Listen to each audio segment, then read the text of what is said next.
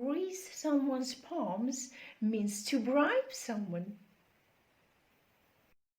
I had to grease the clerk's palm in order to get the job done.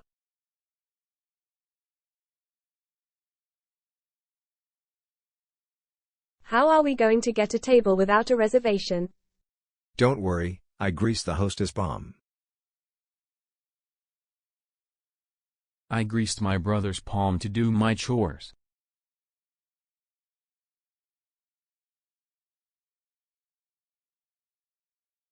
I'd never grease a police officer's palm. That's illegal.